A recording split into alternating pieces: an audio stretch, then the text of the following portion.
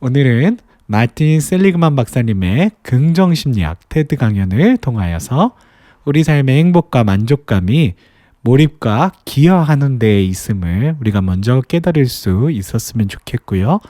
그리고 성경에서 말씀하신 것처럼 착한 행실을 통하여 예수님을 전할 수 있는, 나타낼 수 있는 우리의 삶이 되기를 결단할 수 있다라면요, 오늘 이 시간이 참으로 의미 있는 시간이 되어질 줄로 믿습니다. 오늘은 긍정심리학과 신앙이라고 하는 제목으로 함께 심리학, 현대 심리학과 신앙에 대해서 함께 살펴볼 수 있었으면 좋겠습니다. 제가 참으로 존경하는 박사님 중에 한 분이세요. 현대 심리학 하면은 한 사람을 꼽으라면 바로 이 마틴 셀리그만 박사님의 긍정심리학이라고 단연코 말할 수 있는 분이십니다. 그래서 제가 오늘의 테드 연사이신 마틴 셀리그만 박사님을 소개해 드리겠습니다. 마틴 셀리그만 박사님은 긍정심리학의 창시자로서 무기력 학습과 낙관성 학습 분야의 최고 권위자이십니다. 그는 동물들의 무기력 학습을 실험하던 도중 이 원리가 인간의 무기력증이나 우울증에도 적용된다는 사실을 발견하게 되셨습니다.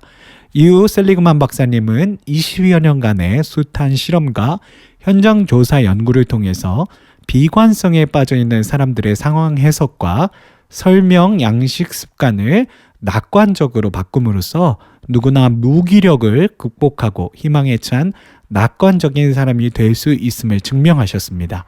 그는 미국 심리학회 회장을 역임하셨고요. 그리고 현재 펜실베니아 대학교 심리학과 교수로 재직하시면서 차세대의 지도자를 육성하는 폭스 리더십 프로그램을 담당하고 계십니다. 제가 그 테드 영상이 굉장히 긴데요. 오늘도 제가 최대한 줄이려고 해봤는데 조금 오늘은 7분 정도 됩니다. 그래서 조금 저번보다 긴데요. 그래도 영상 보시고 돌아와서 계속해서 제가 내용 또 설명해 드리고요. 또 함께 토론할 수 있는 시간으로 나아가도록 하겠습니다. Three different happy lives. The first happy life is the pleasant life. This is a life in which you have as much positive emotion as you possibly can and the skills to amplify it. The second is a life of engagement, a life in your work, your parenting, your love, your leisure. Time stops for you. That's what Aristotle was talking about. And third, the meaningful life. So I want to say a little bit about each of those lives and what we know about them. The first life is the pleasant life.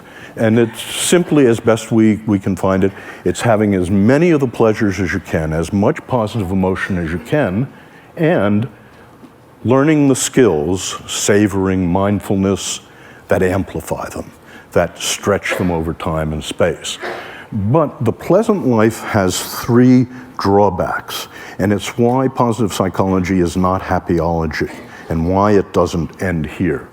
The first drawback is that it turns out the pleasant life, your experience of positive emotion, is heritable, about 50% heritable, and in fact, not very modifiable. So the different tricks that Mathieu and I and others know about increasing the amount of positive emotion in your life are 15 to 20% tricks, getting more of it.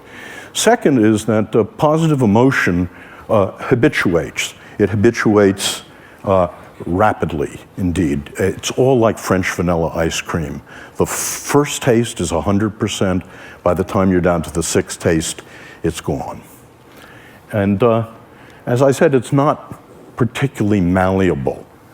And this leads to the second life. And I have to tell you about my friend Len to talk about why positive psychology is more than positive emotion, more than building pleasure. In two of the three great arenas of life, by the time Len was 30, Len was enormously successful.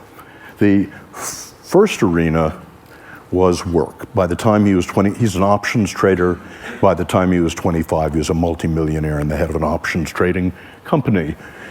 Second, in play, he's a national champion bridge player. And, but in the third great arena of life, love, Len is an abysmal failure. And the reason he was was that Len is a cold fish. Len is an introvert. American women said to Len when he dated them, "You're no fun. You don't have positive emotion. Get lost." And Len was wealthy enough to be able to afford a Park Avenue psychoanalyst who for 5 years tried to find the sexual trauma that had somehow locked positive emotion inside of him. But it turned out there wasn't any sexual trauma. It turned out that Len grew up in Long Island and he played football and watched football and played bridge. Len is in the bottom 5% of what we call positive affectivity. So the question is Len unhappy? And I want to say not. Contrary to what psychology told us about the bottom 50% of the human race in positive affectivity, I think Len is one of the happiest people I know. He's not consigned to the hell of unhappiness, and that's because Len, like most of you, is enormously capable of flow. When he walks onto the floor of the American Exchange at 9:30 in the morning, time stops for him, and it stops till the closing bell. When the first card is played, till 10 days later, the tournament is over, time stops for Len. And this is indeed what Mike Csikszentmihalyi has been talking about flow, and it's distinct from pleasure in a very important way. Pleasure has raw feels. You know it's happening. There's thought and feeling. But what Mike told you yesterday during flow, so that's the second path. The first path, positive emotion. The second path is eudaimonia and flow. And the third path is meaning. This is the most venerable of all the happinesses traditionally. And meaning in this view consists of, very parallel to eudaimonia, it consists of knowing what your highest strengths are and using them to belong to and in the service of something larger than you are. Well, I mentioned that for all three kinds of lives, the pleasant life, the good life, the meaningful life, people are now hard at work on the question, are there things that lastingly change those lives? And the answer seems to be yes, and I'll just give you some samples of it. It's being done in a rigorous manner. It's being done in the same way that we test drugs to see what really works. So we do random assignment, placebo-controlled, long-term studies of different interventions. And just to sample the kind of interventions that we find have an effect. When we teach people about the pleasant life, how to have more pleasure in your life, one of your assignments is to take the mindfulness skills, the savoring skills, and you're assigned to design a beautiful day. Next Saturday, set a day aside, design yourself a beautiful day, and use savoring and mindfulness to enhance those pleasures. And we can show in that way that the pleasant life is enhanced. Gratitude visit. I want you all to do this with me now, if you would. Close your eyes. I'd like you to remember someone who did something enormously important that changed your life in the good direction, who you never properly thanked. Person has to be alive. Okay? Now, okay, you can open your eyes. I hope all of you have such a person. Your assignment when you're learning the gratitude visit is to write a 300-word testimonial to that person, call them on the phone in Phoenix, ask if you can visit, don't tell them why, show up at their door, you read the testimonial. Everyone weeps when this happens. And what happens is when we test people 1 week later, a month later, 3 months later, they're both happier and less depressed. Another example is a strength state in which we get couples to identify their highest strengths on the strengths test and then to design an evening in which they both use their strengths. And we find this is a strengthener of relationships. And fun versus philanthropy. But it's so heartening to be in a group like this in which so many of you have turned your lives to philanthropy. Well, my undergraduates and the people I work with haven't discovered this, so we actually have people do something altruistic and do something fun, and to contrast it. And what you find is when you do something fun, it has a square wave walk set. When you do something philanthropic to help another person, it lasts and it lasts. 자, 그래서 오늘 마틴 셀리그만 박사님은 이런 핵심 질문을 저희에게 주시면서 시작을 하고 계시는 거예요. 심리학은 사람들을 단지 덜 불행하게 하는 것을 넘어서 실제로 더 행복하게 만들 수 있는가? 일반적으로 이 심리학이 하는 역할은 뭐냐면 정신적으로 이렇게 질병을 가지신 분들을 고쳐주는 역할을 해왔었어요. 지금도 정신질병을 가지신 분들을 고치는 일을 하는 게 이제 미국에서는 이제 패밀리 테라피스트라고 해갖고 가족 치료사들이 있어서 그런 일들을 감당하고 있죠.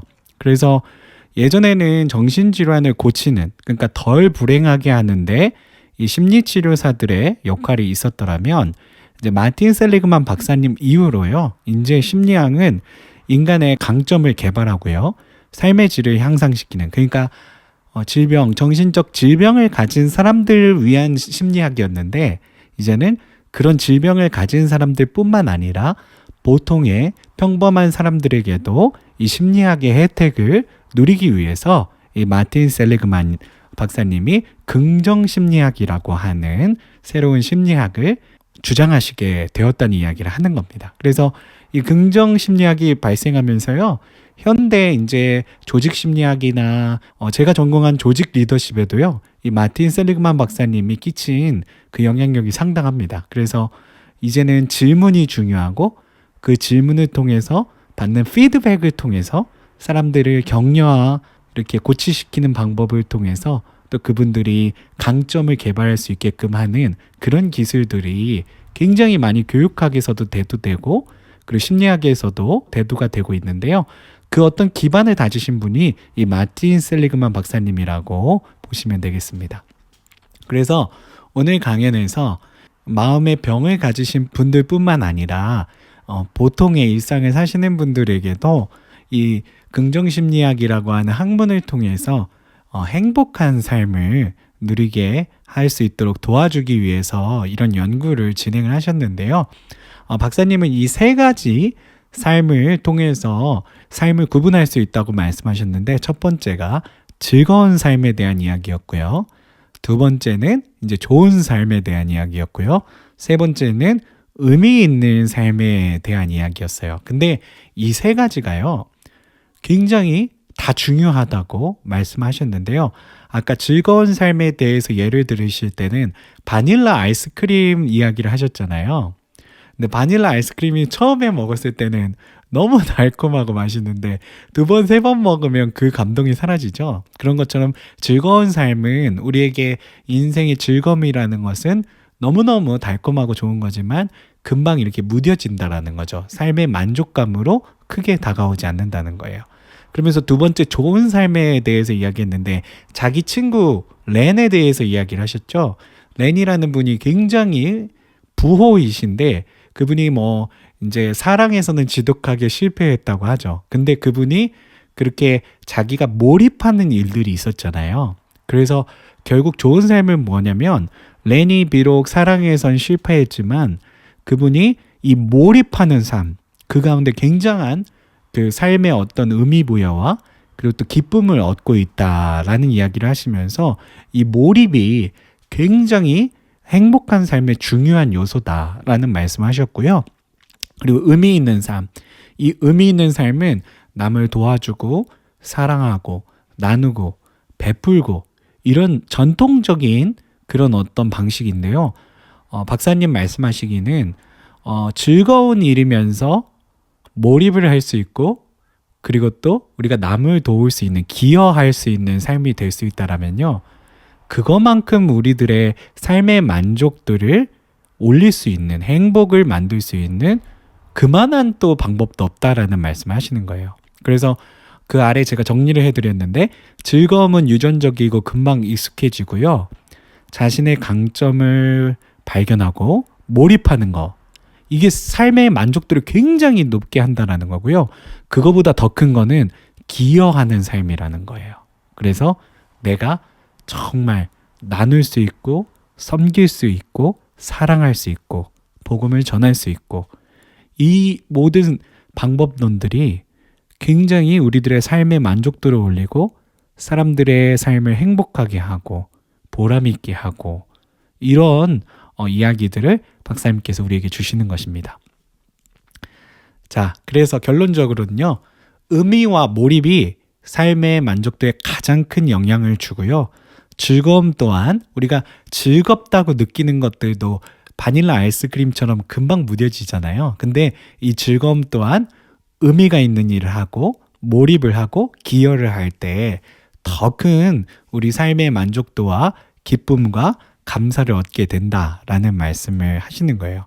그래서 긍정 심리를 만들기 위해서 아까 이렇게 실천해야 될 거 3개 이렇게 말씀하셨죠. 첫 번째 감사 방문. 그래서 감사 편지를 직접 전달해서 이렇게 그분 앞에서 내가 평소에 감사하고 존경했던 분 앞에서 갑자기 찾아가서 읽어주는 거. 그러면 대부분은 눈물을 막 흘린다 그러셨죠. 그래서 행복과 우울 감소에 굉장히 큰 효과가 있고요. 강점 데이트, 연인 같은 경우에는 부부 같은 경우에는 서로의 강점을 활용하는 활동을 하게 되면 관계가 향상된다고. 그래서 남편의 강점, 부인의 강점 아니면은 남자친구의 강점, 여자친구의 강점을 가지고서 미리 기획을 해갖고 우리 강점을 갖고 한번 만나서 이렇게 시간을 보내보자 할 때 관계가 향상된다 그랬고요. 특히 자선활동과 재미있는 활동 중에 더 우리들의 삶의 어떤 만족감을 올릴 수 있는 건 자선활동이라는 말씀을 하세요. 그래서 자선활동의 긍정 효과가 즐거운 활동보다 더 오래가고 우리 삶을 더욱더 지속적으로 만족스럽게 한다라는 말씀을 주시는 겁니다. 그래서 제가 오늘 마태복음 5장 13절과 16절을 우리가 이렇게 같이 묵상하면서요. 이 긍정심리학, 현대 심리학이 말하는 그 몰입과 기여를 통해서 우리가 어떻게 우리 삶에 그런 만족감을 크게 가질 수 있는 그런 삶을 살아갈 수 있을까에 대해서 여러분들과 함께 또 나누고 싶은데요. 오늘 본문에 보면은요, 저희가 너무나도 잘 아는 본문이죠. 우리가 바로 우리 그리스도인들이 빛과 소금이라고 하나님께서 예수님께서 말씀하시는 부분입니다. 그래서 이 빛과 소금은요, 숨길 수 없어요. 이 빛과 소금은 많은 사람들 앞에서 그 착한 행실이 드러나게 되어 있고요. 그래서 이 빛과 소금을 통해서 하늘에 계신 우리 아버지의 영광이 높아지게 되고 우리의 착한 행실을 통해서 우리들의 기여와 몰입을 통해서 그래서 하나님 나라가 더욱더 확장되게 되어진다라는 말씀을 마태복음에서는 우리에게 전달해 주고 계시는 겁니다. 오늘 마틴 셀리그만 박사님의 주요한 이론은 무엇이냐면 결국 우리가 행복하고 우리들의 삶의 어떤 만족감을 가질 수 있는 삶을 살기 위해서는 그냥 즐거움만 추구해서는 안 된다는 거예요. 아, 내가 즐겁다, 행복하다 이런 감정은 바닐라 아이스크림 같은 감정이라는 거예요. 그래서 금방 무뎌진다라는 거죠. 근데 우리가 지속적으로 행복하고 정말 우리들의 삶의 만족도를 가지기 위해서는 우리가 몰입하고 그리고 또 기여하고 아주 전통적으로는 남을 돕는 그런 자선 활동을 할 때 우리가 계속해서 지속적인 그런 삶의 만족감과 행복감을 가질 수 있다라는 겁니다. 우리 그리스도인들은요, 착한 행실을 보고 하늘에 계신 너희 아버지께 영광을 돌려드리는 바로 그런 삶을 살아가는 그리스도인들인 줄로 믿습니다. 그래서 아래 제가 이렇게 적었습니다. 그리스도인의 만족과 행복은 우리의 착한 행실을 통하여 예수 그리스도를 나타내는 일을 즐겁게 몰입하는 것이다. 제가 한 번 더 오늘의 결론을 긍정심리학과 신앙의 연결성에 대해서 정리한 결론을 한 번 더 읽고 오늘 이 시간을 마치겠습니다.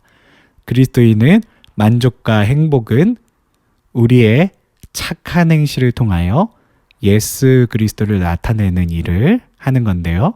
그거를 즐겁게 몰입할 때 우리 그리스도인들의 가장 큰 그런 어떤 만족과 기쁨과 행복이 나타나는 줄로 믿습니다. 오늘 저와 여러분들이 예수 그리스도를 나타내는 일을 즐겁게 몰입할 수 있는 사람이 되어서요. 우리 삶의 행복과 만족감과 주님 주시는 축복과 은혜가 가득한 삶이 되어지시기를 간절히 축복합니다.